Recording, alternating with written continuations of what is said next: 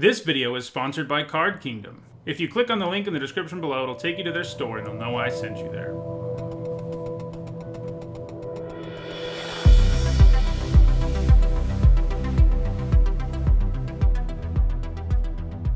Hello everyone, I'm Nitsa Hone, and it is Friday, so that means it's time for another MTG Top 10. Over the years, I've done an MTG Top 10 on almost every single card type, except instants and creatures, and I'm finally getting around to instants today. On Wednesday, I gave my picks for the worst ones in the history of the game, and today we're going to look at the 10 that have made the biggest impact on competitive Magic. This list is loaded up with incredibly powerful instants, and in terms of my scoring system, this is the most powerful MTG Top 10 ever, easily besting lists on sorceries and planeswalkers and many more. The card with the lowest score to make this list has 216 points, and the top 5 cards on it all have more than 300 points. And that's the case even though I excluded 4 cards that actually have very high scores: Negate, Spell Pierce Dispel, and Flusterstorm. I decided not to include these on this list, even though they have enough points to end up on it. In the end, I didn't want to include cards on this list that have earned more than half of their points from sideboards, and these 4 do that. I think that would detract from looking at the true best instants in the entire game. In all, there are 2,477 instants in this game, and in this video, I'm going to talk about the 10 that have made the biggest impact on Magic's highest level of play. Before we get started, a quick reminder on how I score cards in these videos.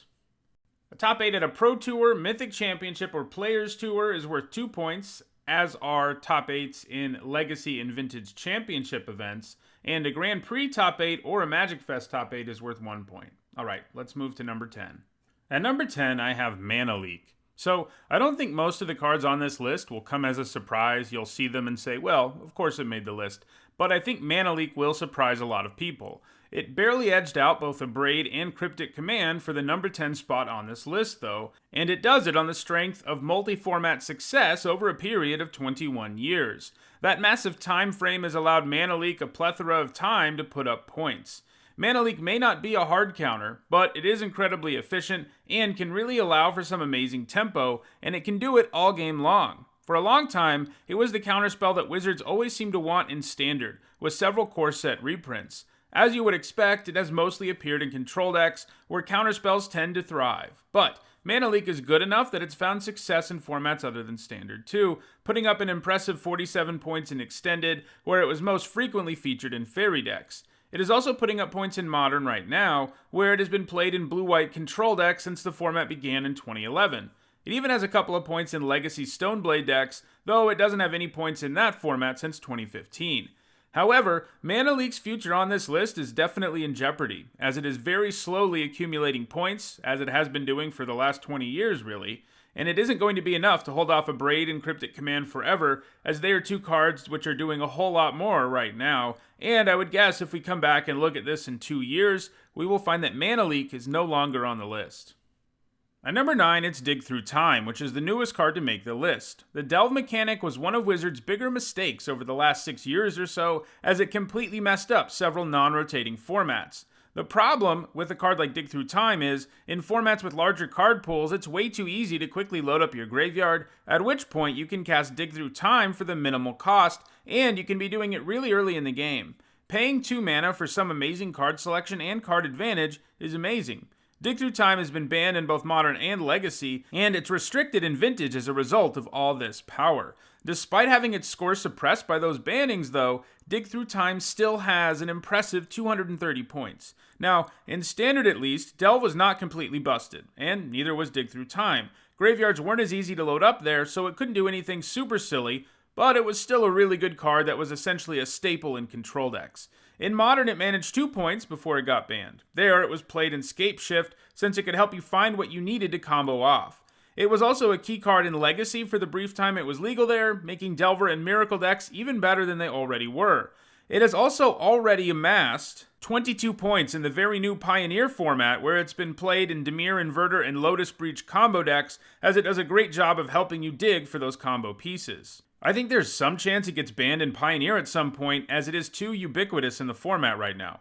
Despite being restricted in Vintage, Dig Through Time still has a massive number of points in the format, with pretty much every blue deck in the format running the singleton copy they're allowed. Dig Through Time is pretty consistently putting up points, and it seems like it has a good chance at finding a way to stay on this list going forward. At number 8, it's ABRUPT DECAY. Like many cards on this list, ABRUPT DECAY is a staple in multiple formats. 2 mana to deal with any 3 converted mana cost or less non-land permanent is great, and that's especially true because it can't be countered, meaning you don't have to worry about your opponent finding a way to stop you from blowing stuff up with it. While it had some success in block and standard, it gets even better in non-rotating formats where it can target just about every single card in most decks, since mana costs tend to run a lot lower. If you're playing against a black-green deck in Modern, Legacy, or Pioneer, there's a good chance your opponent is packing a few of these, and it even sees some fringe play in Vintage. At number 7, it's Swords to Plowshares, one of the most efficient removal spells ever printed. For a single white mana, you get an instant that can exile any creature. Sure, it gains your opponent some life, but you don't need me to tell you that that downside is very, very much worth it. Swords to Plowshares made its debut way back in Alpha, and it has found success in every single year since then. One of the things that allows it to amass so many points is the fact that it's a nice removal spell for both aggro and control decks, and that's not something all removal spells can say. However, because it's so efficient, aggro decks love to run it because it allows them to still develop their board the turn they play it, unlike more expensive removal spells. It made its debut at the very first competitive Magic tournament ever, back in 1994, and it managed several more top 8s in Standard between 1995 and 1997. It was regularly played in Extended from the creation of that format in 1997 until it rotated out in 2002. It had several incredibly impressive showings there, such as appearing in 6 of the top 8 decks at Pro Tour Chicago in 1997, and 5 of the top 8 decks at Grand Prix Las Vegas in 2001, and it showed up in the usual wide array of decks it was featured in, including Jeskai Control and aggro decks like 3 Deuce. It's done the most work, though, in the Eternal formats, which makes sense, since it has never been legal in a format like Modern. It is heavily played in both Legacy and Vintage, where most white decks seem to run it. In Legacy, Death and Taxes and Stoneblade are the most frequent home, and in Vintage, many of the points came in Monastery Mentor decks. Because of its ongoing relevance, Swords to Plowshares seems pretty secure at number 7 on this list. At number 6, it's Path to Exile, which is basically Swords to Plowshares' little brother. Like Swords to Plowshares, Path to Exile is the kind of removal spell that excels in both control and aggro decks, and largely for the same reasons. It's a considerably newer card, and it was designed with the idea of being a fixed Swords to Plowshares. Both exile a creature for only a single white mana, but they made an effort to give Path to Exile a bigger downside. Ramping your opponent and potentially giving them fixing is no joke, but it's still a downside that's very much worth it for such efficient removal. This led to it being played a lot in Standard and Extended, but Modern is where it has done the most work, and by a wide margin. There it appears in just about every white deck in the format, and there are lots of those. One of the sweetest things people do with it in Modern is combine it with Leonin Arbiter, as hate bear decks like to do. This makes it so that Path to Exile has absolutely no downside at all a significant portion of the time. It has also been played in Legacy decks like Stoneblade, Death and Taxes, and Miracle. It even has 12 points in Vintage, where, like Path to Exile, it's been played in Monastery Mentor and Stoneblade decks. At number 5, it's Force of Will. As I promised in the intro, all 5 of the top cards have more than 300 points, and as we'll see, some of them get a lot more than 300 points. So, with Force of Will, while it only found modest success in Block and Standard, it was a format-defining card in Extended when it was legal there, and it continues to be one of the key cards in both Legacy and Vintage today. Free counterspells tend to be great, and this is certainly the best free counterspell in the game, and perhaps even the best counterspell, period. Sure, you have to 2-for-1 yourself and pay a life, and doing those things is a real cost, but not paying mana is huge. This means that you can tap out to add to the board and then still be ready to use your Force of Will when the situation arises. Over the years, Force of Will has been featured pretty much exclusively in control decks, which can often minimize the 2-for-1 downside by making sure to draw extra cards. Force of Will continues to gain points at a fairly rapid pace, and that won't be changing anytime soon. While it probably has no hope of ever cracking the top 3 on this list, because those 3 cards have a huge lead and are being played just as much or more than Force of Will, it may actually have the chance to catch the number 4 card on this list, which is only 5 points ahead of it. And that number 4 card is Dismember, another crazy efficient removal spell. Because of Phyrexian mana, you can potentially only pay a single colorless mana and 4 life to give -5/-5 to anything, and -5/-5 is enough to kill the vast majority of creatures in Magic. The fact that the card is effectively colorless has played a large role in its success, as colors that normally lack super efficient removal options can just run Dismember, since it fits into any deck. It has been the most prolific in Modern, where it frequently appears in Tron and Death Shadow decks. Tron decks especially love Dismember because they often don't run a whole lot of colored mana, making it kind of a problem to play a removal spell that asks for colored mana, but Dismember obviously solves that problem. Even creatures in the Eternal format aren't entirely safe from being dismembered. Eldrazi aggro decks in both of those formats are the most regular home for it these days, as those are also decks that don't run a whole lot of colored mana. At number 3, it's Lightning Bolt. There is a fairly significant jump between our number 4, which had 342 points, and Lightning Bolt, which beats it out by more than 100 points with 473. Like Swords to Plowshares, Lightning Bolt has been around since the game began. Unlike Swords to Plowshares, it has also been reprinted a ton, allowing it several chances in Standard and making it legal in Modern. Lightning Bolt is as efficient as it gets for a removal spell, with 1 red mana for 3 damage to any target really being the gold standard for burn spells. Being so cheap makes it really easy to trade up with it, and the flexibility to hit your opponent with it is incredibly important, especially in the various incarnations of burn and red aggro that have existed in this game over the last 25 plus years.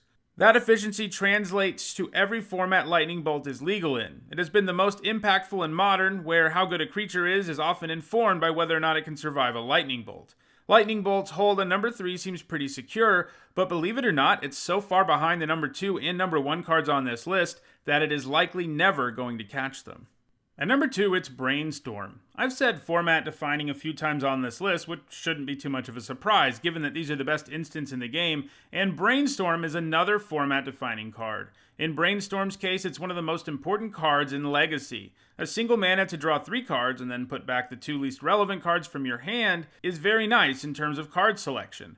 Brainstorm gets an extra boost too in decks that can shuffle their deck easily, because if you put 2 extra lands on top of your library, you really don't want to be drawing them, so shuffling them away is the ideal thing. This is often accomplished with fetch lands. While obviously being a huge factor in Legacy, Brainstorm has made its mark on other formats too. It's restricted in Vintage, but most blue decks tend to run the single copy of the card that's allowed. So it's number 2 now, but I think Brainstorm does actually have an outside chance of catching the number 1 card on this list, which is Ancestral Recall. Probably not surprising anybody. The lone instant in the Power 9, Ancestral Recall is one of the most powerful cards in the entire game, straight up drawing you 3 cards for only a single mana. Recall is so powerful that it's been restricted since 1994, and it has only been legal in the Vintage format for most of the last 25 years. Despite only being played in that single format, Ancestral Recall manages the number 1 spot on this list. This is because, like much of the Power 9, Recall is a staple in the format and has been since the beginning, with lots of decks running blue, since this also gives you access to stuff like Force of Will, and if you are playing blue in Vintage, there's no reason not to be playing Ancestral Recall, unless maybe you can't afford it. Despite all the success it has had though, Brainstorm really does have a shot at surpassing it. This is because Brainstorm is legal in both Legacy and Vintage, giving it a leg up when it comes to amassing points. For now though, Ancestral Recall is very fittingly the number 1 instant on this list. Well, that does it for this MTG Top 10. If you enjoyed this video, don't forget to like it and share it so that others can enjoy it too. If you want to make sure you catch future MTG Top 10s, don't forget to subscribe, and if you want to see the ones you've missed, you should see the playlist on your screen now. Thanks for watching.